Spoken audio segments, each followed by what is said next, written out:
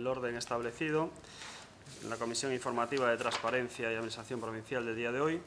El primer punto, acta anterior, correspondiente a la sesión ordinaria del 18 de julio del 2018. ¿Algo que objetar o algo que comentar relativo a la aprobación del acta? Pues la damos por aprobada entonces. Muchas gracias. El segundo punto, en aras de la transparencia, damos cuenta de la presentación de los escritos de preparación de recurso de casación interpuesto contra la sentencia 312/2018 del Tribunal Superior de Justicia de Galicia relativa al concurso ordinario de provisión de puesto de trabajo de 2016, así como el dictamen emitido por la Universidad de Santiago de Compostela sobre este asunto. En este caso, quiero manifestar que esta institución, entendíamos que esta sentencia, pues no estábamos de acuerdo, como ya lo manifesté en la anterior comisión, que consta en acta.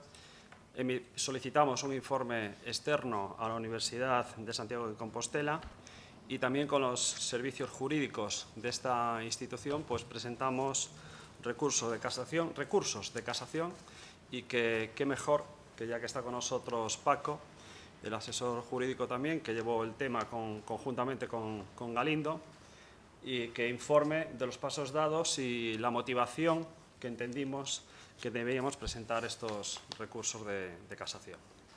Gracias. Sí, bueno, boas tardes. Ben, na acta da sesión anterior, a que eu non asistín, pero non figuraba efectivamente unha pregunta sobre este concurso que se tiña pensado facer. En aquel momento se dixera que se estaba analizando as citas posibilidades.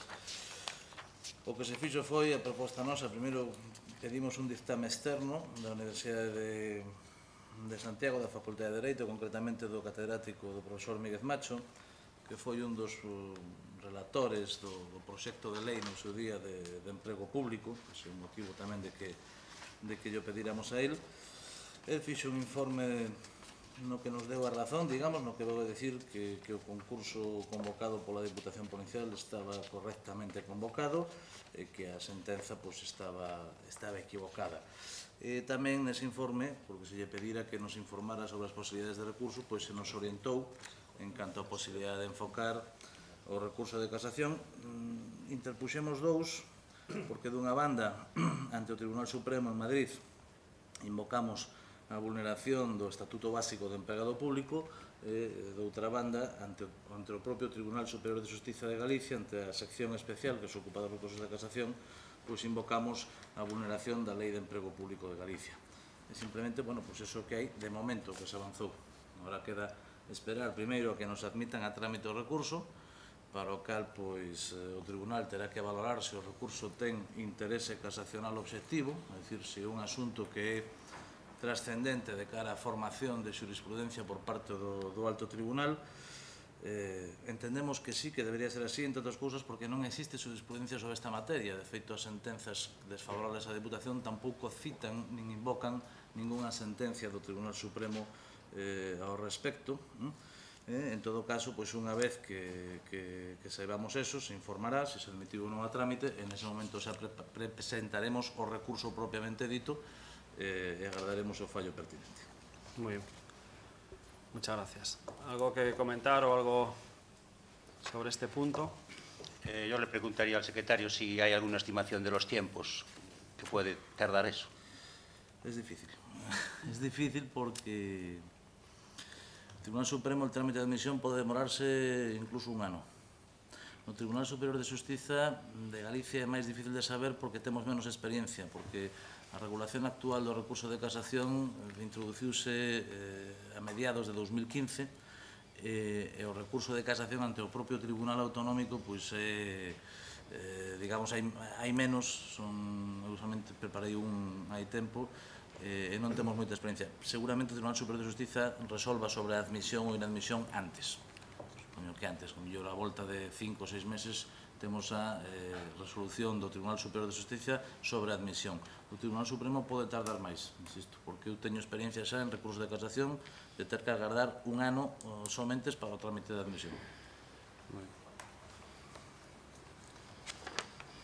Agradecer públicamente que conste en acta el trabajo de la asesoría jurídica en este tema, porque es un trabajo arduo Y la verdad es que bueno, agradecer el trabajo realizado por los técnicos de esta casa. Si no hay nada que comentar o algo que... Pues pasamos al siguiente punto, que es tercer punto, mociones de urgencia, que me consta que no hay ninguna moción de urgencia relativa a esta comisión. Y cuarto punto, ruegos y preguntas. Abrimos un turno de ruegos y preguntas. Sí. Bueno, é un rogo de se a Diputación puidera pôr a disposición para que os diputados provinciales puderan ver os expedientes electrónicamente igual que poden ver os funcionarios electrónicamente. Bien, es un ruego, eso hay que verlo jurídicamente, si es viable o no es viable, lo que es los derechos de cualquier concejal, o en este caso diputados, el tener acceso y vista a todo expediente, ¿no? Entonces eso es un tema que tiene que ver jurídicamente si es viable o no, que conste en acta el ruego y se verá. Entón, que consten até que o secretario na próxima nos informe sobre esa viabilidade, por lo menos xurídica. Perfecto. Sí, Nacho. Sí, bo día ou boa tarde. Eu vou facer non un rogo, senón quero manifestar por parte de eu como alcalde de Ribadavia, evidentemente en nombre de toda a corporación, excepto do grupo do Partido Popular, quero que conste en acta e que se teña en conta, porque me consta que esta é a Comisión Informativa de Transparencia e Administración Provincial e Boas Prácticas, e me gustaría saber, ademais, como funciona o protocolo nesta casa. Explícome. O Concello de Ribadavia xa non é nin a primeira nin a segunda vez que ten unha falta de respeto por parte deste presidente institucionalmente que eu atacharía de sinvergoncería institucional. E explico por qué. Xo dixen anteriormente, a min que se reciba a un equipo, a unha banda de música, a calquer institución ou calquer asociación ou demais por parte do presidente desta casa, me parece estupendo. E non ten ningunha obriga, como presidente, de invitarme a min como alcalde. Igual que eu, non teño ningunha obriga de invitalo a él, xo dixen nunha ocasión, pero volvo a manifestar. Eu non teño ningunha obriga como alcalde de invitar ao presidente da Diputación a algo, a un acto que eu teña no meu concello. Outra cousa é que o faga por deferencia e demais. Ben? Ahora, dito isto, o que non pode ser é que sistemáticamente, cada vez que se recibe aquí unha asociación, a unha entidade deportiva, ou a algo similar, a fotografía sexa desa entidade a cal eu apoio e, ademais, recibín con todos os grupos da Corporación Municipal donde se agasallou en concreto, neste caso, a banda Lira, pero dá igual, se fixo anteriormente co equipo de balonmán e se fai con outras cousas, donde solamente está o portavoz do Partido Popular de Ribadavia. Me parece unha falta de respeto total. E volvo a dicir, é unha sinvergoncería institucional por parte do presidente. Quero que conste en acta, que é un sinvergonza institucional.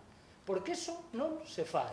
E non é que o diga eu, que me dá igual, porque eu, tamén que conste en acta, non teño o mínimo interés en estar ao lado dese señor, en calquer fotografía que se produza. Pero o que sí quero é que se respete o Concello de Ribadavia, porque eu son o seu alcalde de momento, lle guste ou non lle guste. E, polo tanto, exixo que eso non se produza, porque, volvo a decir, se non tomaremos medidas de outro xeito, porque xa está ben, e me parece unha cousa intolerable. E volvo a decir, é que non é que o diga eu, é que despois é algo que me manifestan a min os grupos da oposición de Ribadavia, cando eu non fago nunca eso nin por asomo. Por tanto, creo que esta é a comisión pertinente para que consten algo. Xo farei chegar tamén no pleno ao señor presidente, e lle volverei a decir as mesmas palabras, pero quero que quede aquí porque para eso son as comisións. E xa está ben, xa está ben. E xa digo, a min non me molesta, a min, que me dá igual, pero ao Concello creo que hai que terlle un respeto. E como se ten o respeto por os demais, pois eu exixo o mesmo respeto para o Concello de Ribadavia. Porque senón empezaremos a non ter o mesmo respeto institucional, que sempre foi escrupuloso, do Concello a esta casa. E senón calquera que nos visita o pode manifestar. Así de claro. Muy bien. Que conste en acta ese ruego. ¿Algún ruego, alguna pregunta más?